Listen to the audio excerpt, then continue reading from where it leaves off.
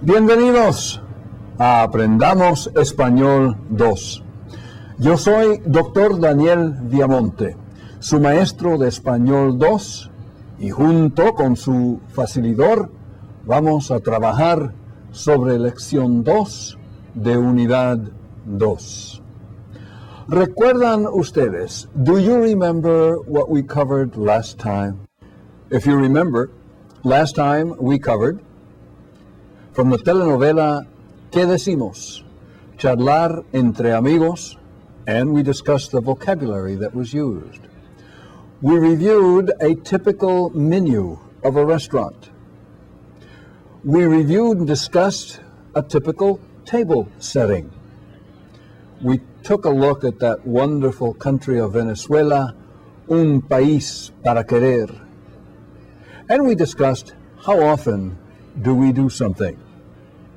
We assigned the homework, number 1, Activity C, page 65, 1 through 8. Remembering always to read the instructions and answer according to you and your friends. Homework number 2, in Activity B from Dime Dos on page 64, 1 through 10. And homework number 3, we wanted you to reread the Venezuelan story Un País para Querer on pages 72 and 73, and we asked that you try to answer the questions 1 through 5 on page 71. In your cuaderno, number 4 homework assignment, exercise D, 1 through 6. And we assigned the vocabulary at the end of that lesson, and we wanted you to review the vocabulary and make sure that you added it to your flashcards and that you studied them. Facilitator, please take a moment and collect the homework assignments.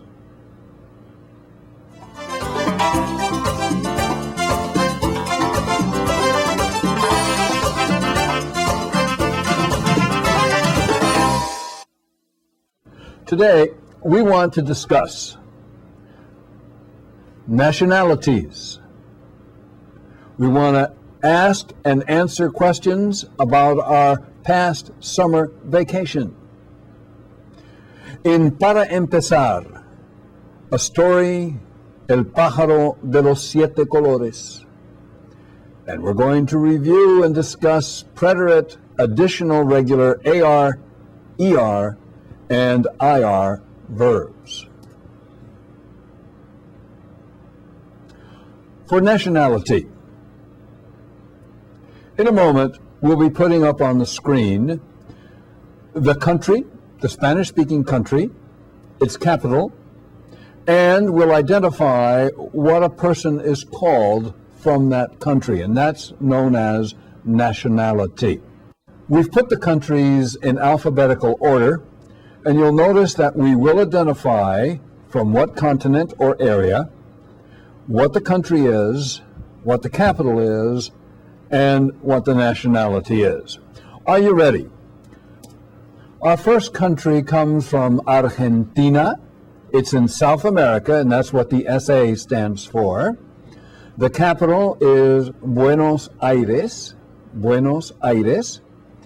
And if you're from that country, you are Argentino or Argentina. Argentino o Argentina. Remember, the O is the masculine and the A is the feminine. Our next country is Bolivia. And if you recall, Bolivia has 2 capitals. La Paz, it's in the western central part of the country, and Sucre, which is in the mountains, and that's in the central southern part of the country. Bolivia, the 2 capitals are La Paz, that's the modern capital in the modern city, and Sucre, which is the original capital that's up in the mountains and is used predominantly for ceremonial festivities.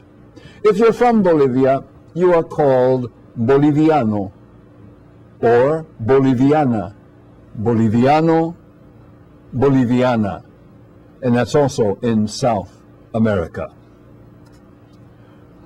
Continuing, our next country is Chile, and the capital, if you recall, of Chile is Santiago. If you are from Chile, you are chileno or chilena. Chileno, chilena. Our next country is Colombia. Colombia, the capital is Bogotá, Bogotá. If you are from Colombia, your nationality is colombiano, colombiano, or colombiana, colombiana.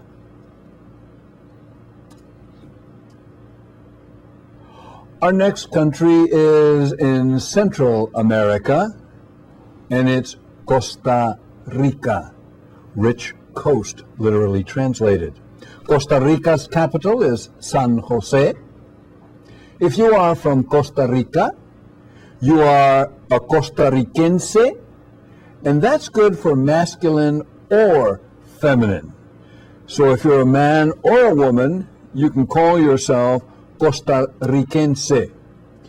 You can also be known as Costa Riqueño or Costa Riqueña. So there are two ways to identify the nationality of someone from Costa Rica. Repeating again, Costa Ricense, and that's good for either masculine or feminine. Or you could say Costa Riqueño or Costa Riqueña. Our next country is in the Caribbean, El Caribe, and it's Cuba. The capital of Cuba, La Habana. If you're from Cuba, you're known as Cubano or Cubana. Remember, nationality is what you're known as. In this case, for Cuba, Cubano or Cubana. Our next country is La Repblica Dominicana. In English, we say the Dominican Republic, but in Spanish, La Repblica Dominicana. La capital es Santiago, Santiago. And if you come from La Repblica Dominicana, you are Dominicano or Dominicana. Dominicano or Dominicana.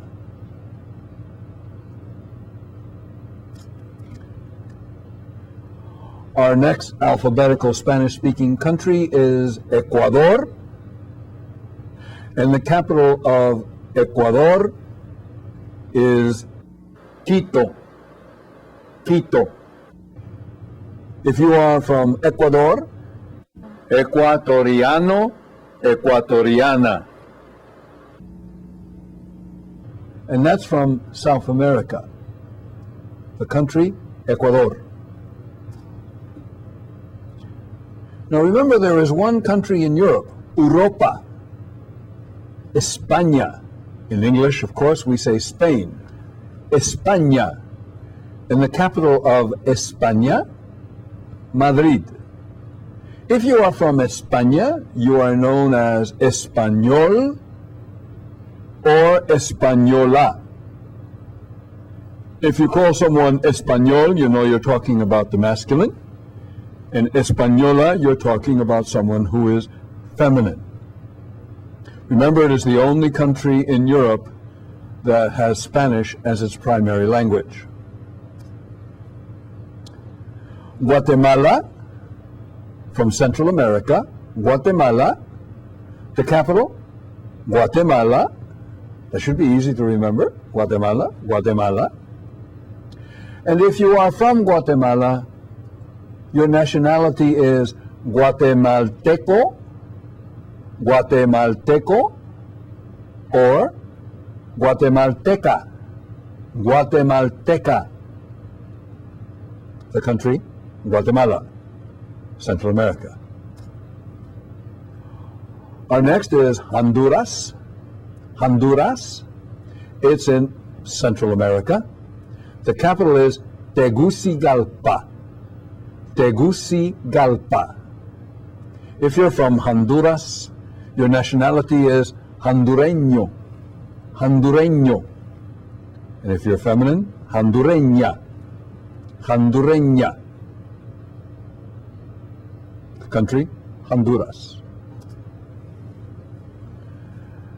Mexico is really part of the North American continent. Mexico. The capital of Mexico is Mexico DF. Remember, in the United States, ours is Washington, D.C., District of Columbia. In Mexico, it's Mexico DF, Distrito Federal. And if you're from Mexico, you're known as a Mexicano or Mexicana. Mexicano o Mexicana. Nicaragua, another country in Central America. Nicaragua. The capital of Nicaragua, Managua. Managua. The nationality of someone from Nicaragua, Nicaragüense. Nicaragüense. And if you'll notice, that is also good for the feminine. So either masculine or feminine, they're known as Nicaragüenses. Panama, another country in Central America. The capital, Panama.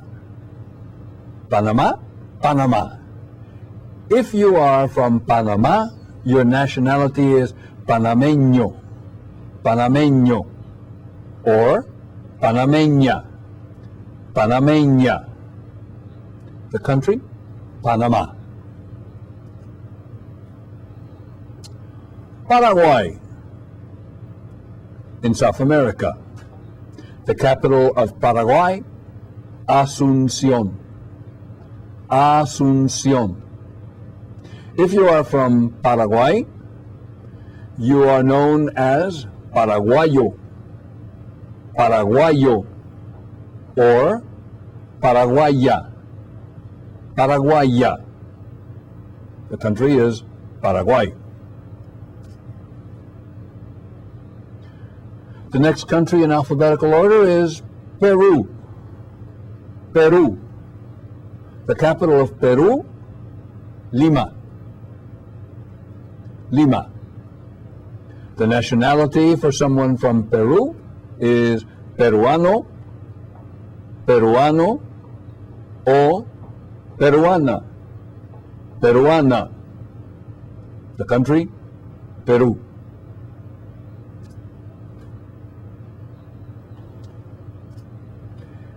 In the Caribbean, El Caribe, the country is Puerto Rico, the capital, San Juan. If you are from Puerto Rico, rich port, by the way, literally translated. If you are from Puerto Rico, you are puertorriqueño. Puertorriqueño. O puertorriqueña. Puertorriqueña. It's in the Caribbean, the country, Puerto Rico. Now, Puerto Rico, as you know, is a very unique island.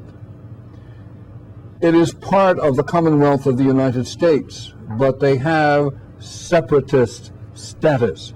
So they have their own flag, even though they are with all the rights of an American citizen.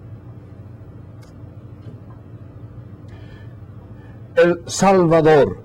Salvador. The capital of El Salvador, San Salvador. San Salvador. It's a Central American country, and the nationality, Salvadoreño. Salvadoreño. Or Salvadoreña. Salvadoreña. The country, El Salvador. Uruguay, in South America. Uruguay. The capital, Montevideo. Montevideo. If you are from Uruguay, you are Uruguayo. Uruguayo. or Uruguaya, Uruguaya. Once in a while, they asked, what are the only two landlocked countries in South America? Landlocked means that their borders touch no ocean and no sea. And if you look on your map, you'll discover that Paraguay and Uruguay are the only two Spanish-speaking countries on the continent of South America that are landlocked. Their borders touch no major body of water. Venezuela. Venezuela. Now, we have discussed Venezuela before. You know that the capital is Caracas. Caracas. And if you are from the country of Venezuela in South America, you are Venezolano. Venezolano or Venezolana. Venezolana. Now remember, these are the 20 countries that claim Spanish as their primary language. And the reason we go over these is that you will be seeing a lot of material from any one of these 20 countries. You'll be able to travel and speak Spanish should you ever go to any of those 20 countries. And you'll also be able to communicate with anyone from those 20 countries who comes here to the United States. Remember earlier we had discussed as a foreign exchange student, of which we get many students from those 20 Spanish-speaking countries here in the United States. Or should you decide that you have an interest in being a foreign exchange student and going to any one of those 20 countries, you will have a language that you'll be able to utilize. So, as we went over these 20 Spanish-speaking countries, we will be able to recognize any of these 4 items. Usually, they will give you a nationality and ask you a country. Or they might give you a country and you'll have to identify the nationality. You should know the capital. Therefore, if you hear the capital, you know what country it comes from, and you know what nationality belongs to that country.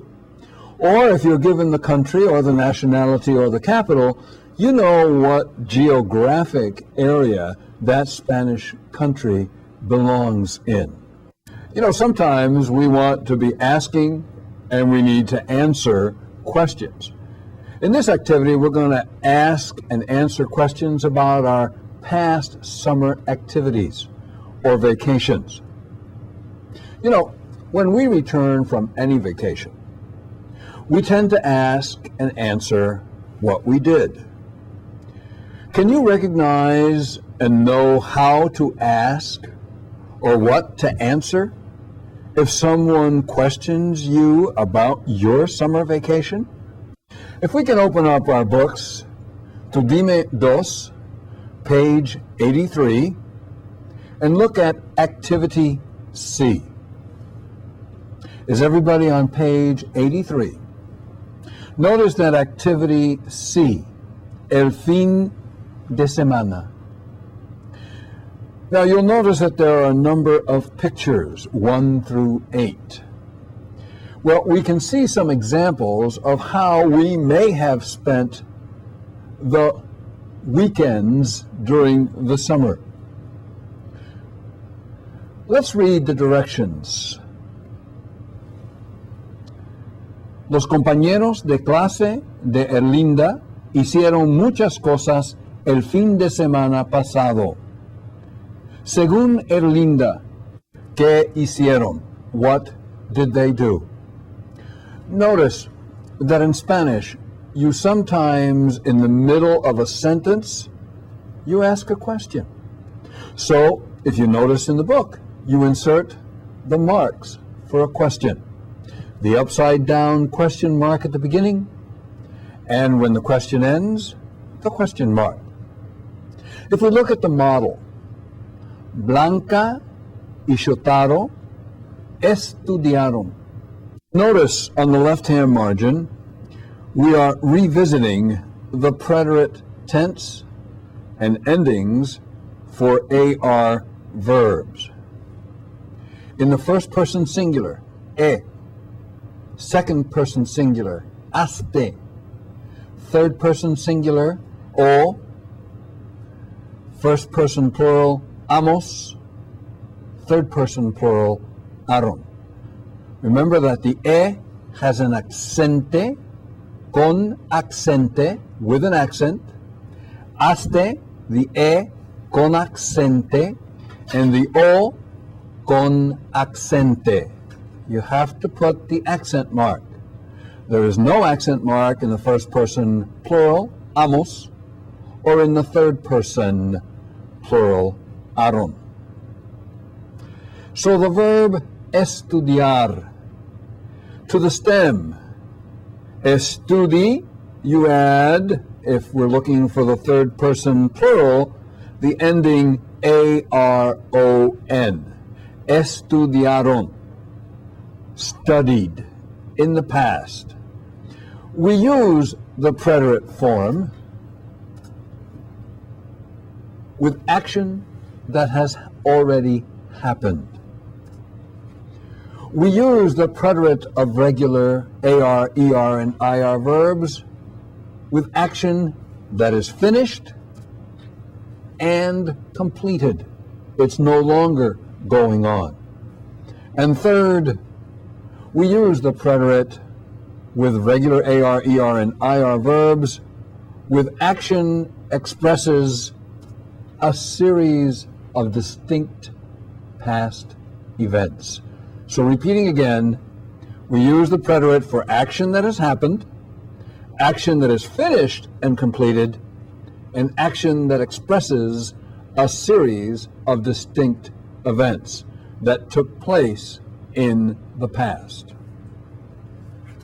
The picture shows a person swimming. The clue given under the picture is yo.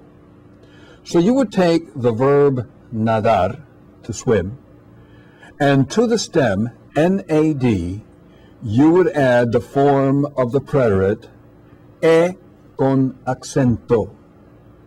So the answer is nade, nade. By following the rule we discussed, you should be able to do the rest of homework number 1. Now the pictures on page 83 for numbers 2, 3, 4, 5, 6, 7, and 8 should bring to mind the following verbs. For number 2, hablar, hablar. For number 3, you should use the verb jugar, jugar. Number 4, tocar, tocar. Number 5, and this is a new word, you should use the verb calificar, calificar, and that means to correct. Number 6, the verb brought to mind should be pasear, pasear. For number 7, escuchar, escuchar. And number 8, trabajar. So if you'll take a moment and write these infinitive verbs down, the homework will be a lot easier.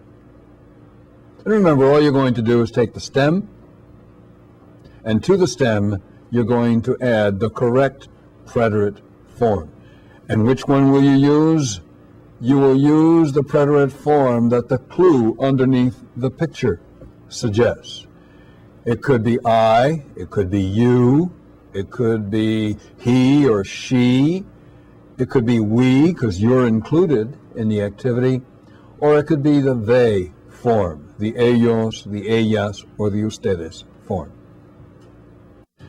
Now, if you turn the page, on page 84, we revisit the preterite endings for ER and IR regular verbs.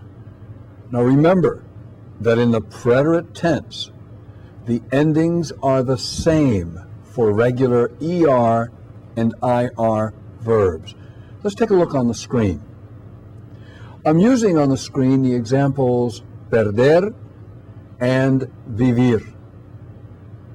To the stem, For perder, P-E-R-D, I add E con accento, the I with the accent mark. Perdí. Second person singular, perdiste. Perdiste. Third person singular, perdió. Perdió. Notice the accent mark over the O, con accento. First person plural, perdimos, no accent mark, perdimos. And the third person plural, perdieron. So the endings for the ER verbs are I, iste, yo, imos, ieron. And they're simply added on to the stem of the ER verb.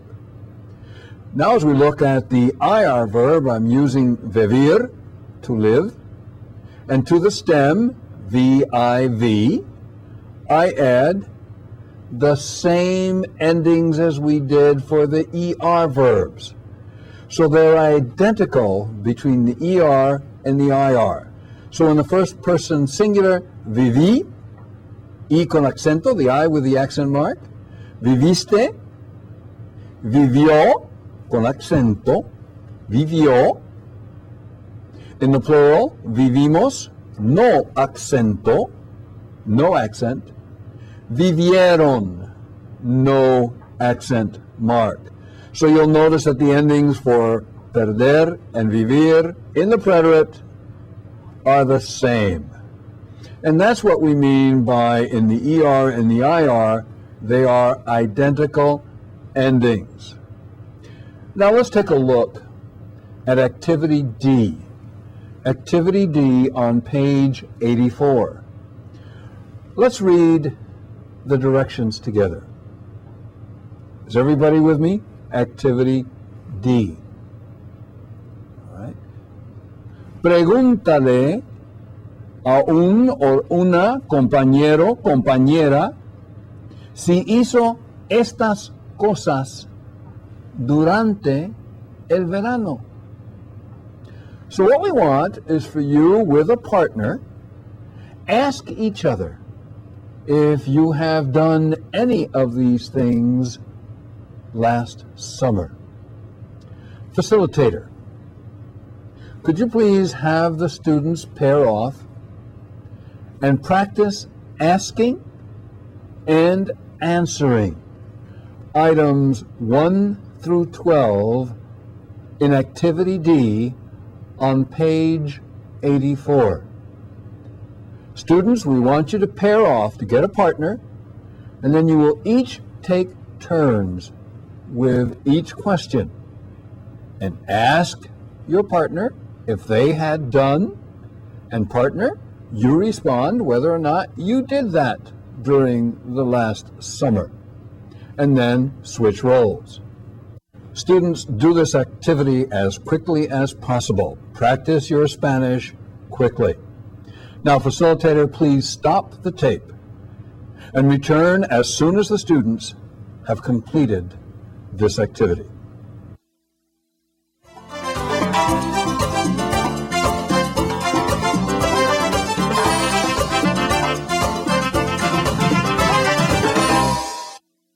Now, students, we're going to take a look at, para empezar, El pájaro de los siete colores. Now, if you want to follow along, would you please turn in your textbooks to page 76. 76 in Dime dos. In frame number 1, almost every country has stories, legends, and folk tales with heroes, villains, and other interesting characters. Some of them are amusing, others fantastic or magical in nature. There are Japanese legends, German legends, British legends, Greek legends, and North American legends. And of course, there are Hispanic legends. Today, we're going to listen to a story that comes from Venezuela. It tells of how good deeds receive and deserve good fortune. In frame number 3,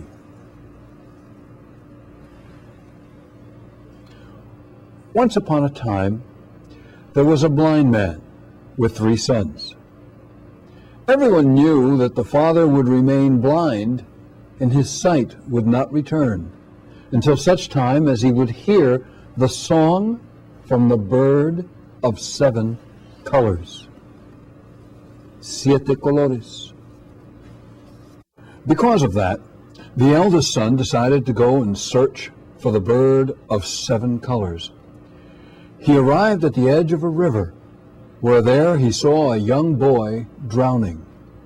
His mother pleaded for help, but the young man told her no, because he was in a hurry, and he continued on his journey.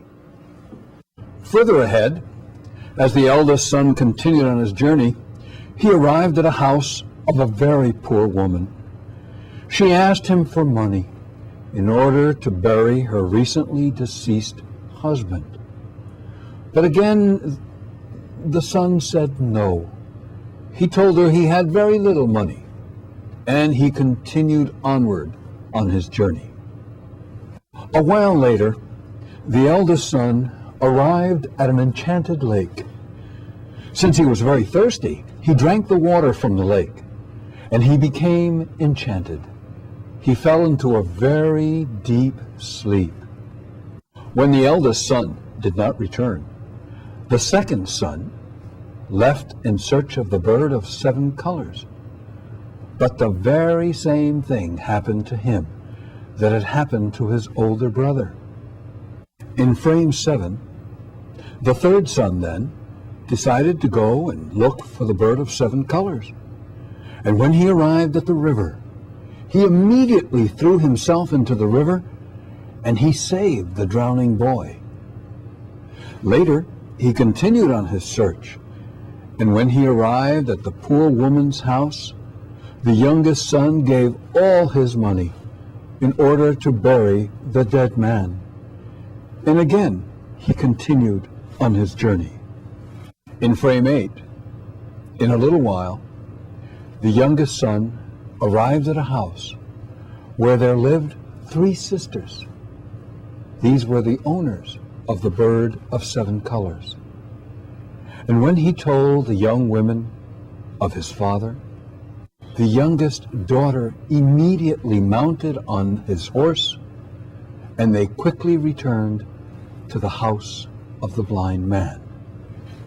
And in frame 9, as soon as they arrived, the bird began to sing, and immediately the sight returned to the father. Now try to follow along. And remember, it's okay to use your finger as you hear the story. It'll help you read Spanish quicker. So try to follow along as we play the story for you in Spanish.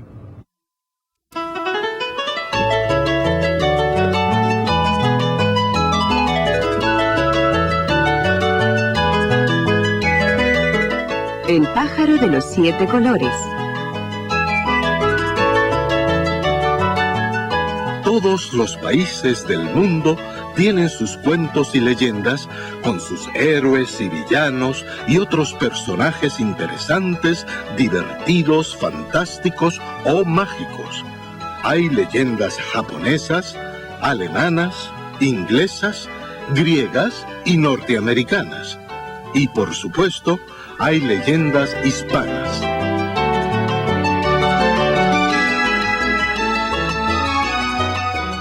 Esta leyenda venezolana cuenta cómo los buenos hechos merecen y reciben la buena fortuna. Había una vez un hombre ciego y sus 3 hijos. Todos sabían que al padre no le volvería la vista hasta escuchar el canto del pájaro de los 7 colores. Por eso, el hijo mayor decidió salir en busca del pájaro de los 7 colores. Llegó a la orilla de un río donde vio a un niño ahogándose. La madre del niño le pidió auxilio, pero el joven le dijo que no, porque tenía demasiada prisa, y siguió su camino. Más adelante, el hijo mayor llegó a la casa de una señora pobre. Ella le pidió dinero para poder enterrar a su esposo recién muerto. Pero él le dijo que no. Dijo que tenía muy poco dinero y siguió adelante. Poco después, el hijo mayor llegó a un lago encantado. Como tenía mucha sed, tomó el agua del lago y se quedó encantado. Se quedó profundamente dormido. Cuando el hijo mayor no regresó, el segundo hijo salió en busca del pájaro de los 7 colores, pero le pasó lo mismo que a su hermano mayor. Entonces, el tercer hijo decidió salir en busca del pájaro de los 7 colores. Cuando llegó al río, inmediatamente se echó al agua y le salvó la vida al niño que se ahogaba. Luego continuó su búsqueda. Al llegar a la casa de la señora pobre, el hijo menor le dio todo su dinero para enterrar al muerto y de nuevo continuó su camino. Al poco tiempo, el hijo menor llegó a una casa donde vivían 3 hermanas, las dueñas del pájaro de los 7 colores. Cuando les contó a las jóvenes lo de su padre, la hija menor inmediatamente se montó en el caballo con él y regresaron rápidamente a la casa del ciego. Tan pronto como llegaron, el pájaro empezó a cantar y enseguida le volvió la vista al padre.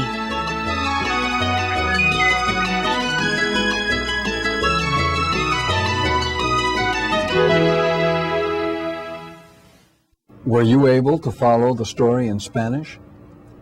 Now, you know, in this legend from Venezuela, the youngest of a blind man's 3 sons succeeded through honesty, kindness, and generosity in bringing his father a 7-colored bird that ultimately restored his father's sight.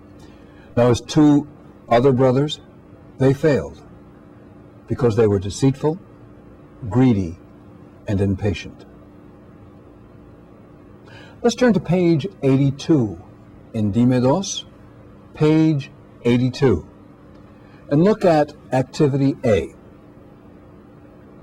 Now for homework, we want you to review the story that we have just discussed, and after reading the instructions carefully, write out what it asks you to indicate. We want you to do 1 through 9. This will be homework number 2.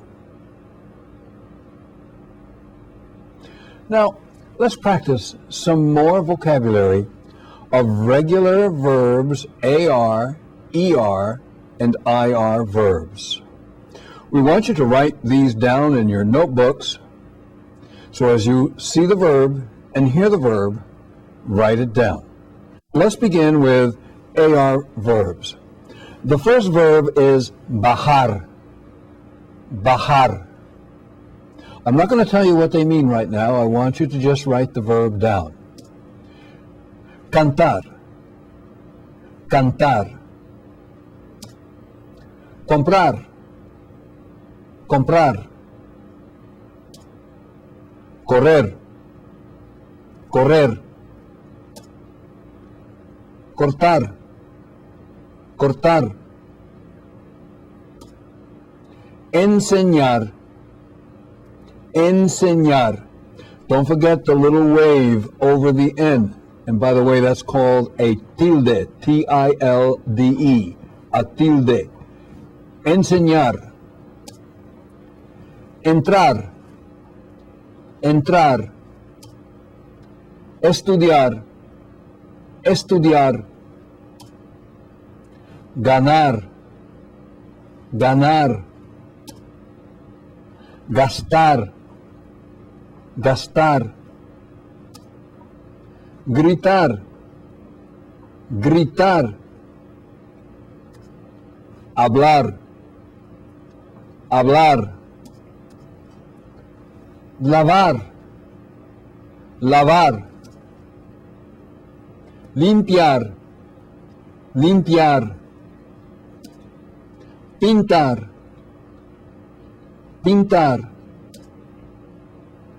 preparar, preparar, terminar, terminar, tomar, tomar, trabajar, trabajar, usar, usar, viajar, viajar. If you didn't get all of these, don't worry. We'll be providing you with this list after we go through the ER and the IR verbs. Now let's take a look at the ER verbs. Aprender, aprender. Barrer, barrer. Beber, beber. Comer, comer. Comprender, comprender. Correr, correr. Coser, coser. Deber, deber. Esconder, esconder.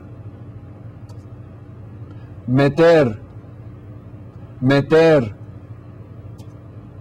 Prometer, prometer. Responder, responder. Toser, toser. Vender, vender. Now we'll look at the IR verbs. Abrir, abrir. Asistir, asistir. Cubrir, cubrir. Describir, describir. Escribir, escribir. Invadir, invadir. Omitir, omitir. Recibir, recibir. Subir, subir. Sufrir, sufrir. Vivir, vivir. Now, if you didn't get to write down all the AR, ER, or IR verbs as we went over them, don't worry. The facilitator will have a list for you to copy. Now, for homework number 3, we want you to do the following. Define the verbs. You'll have to look them up. Select any 3 verbs from the AR section, so we want 3 verbs from the AR list, any 3 verbs from the ER list, and any 3 verbs from the IR list, so that you'll have a total of 9 verbs. And we want you to write down the 5 forms of the preterite for each one of those verbs. Now, let me give you some examples. Now, the example I'm going to use, I don't want you to select. So I'm going to use for the AR verb, tomar. You can't use tomar, that's gone. But we want you to pick your verb, the AR verb, give us a definition. It means to take. Then give me the 5 forms, the first person singular, the second person singular, the third person singular, the first person plural, and the third person plural. In this case, tomé, tomaste, tomó, tomamos, tomaron. For an ER verb, I'm going to use toser. It means to cough. So one of my ER verbs would be toser. You can't use that one now. You give me the definition of your verb, and then you give me the 5 forms of toser in the preterite. Tosí, tosiste, tosió, tosimos, tosieron. And finally, with the IR verbs, remember you're going to pick 3 in each area. You cannot use this one, and this one means to omit. So you're going to omit this one as one that you cannot use in your 3. And with the definition, I then give you the 5 forms. Omití, omitiste, omitió, omitimos, omitieron. Now today we have explored a lot of areas. The first thing we did was we discussed nationalities. We were asking and answering questions about our past summer vacations. We took a look at Para Empezar, El pájaro de los 7 colores. We looked at the preterite and used additional regular AR, ER, and IR verbs. For homework, we want you to do page 83, 2, 3, 4, 5, 6, 7, and 8. Page 82, activity A, 1 through 9. Third homework, using the verbs that we presented today, we wanted you to define the verbs, and you've selected any 3 of each of those AR, ER, and IR verbs, and you wrote down the 5 forms of the preterite for each of the verbs that you selected. We want to thank all of you students who have been doing your homework, keeping up with your class notes, producing and practicing your flashcards, and studying faithfully every day. We also want to say thank you to the hard work that's been provided by your facilitator as we work together this semester in learning Spanish 2. So until next class, remember, excellence in academics and excellence in behaviors, it makes for a terrific student. Muchas gracias. Adiós.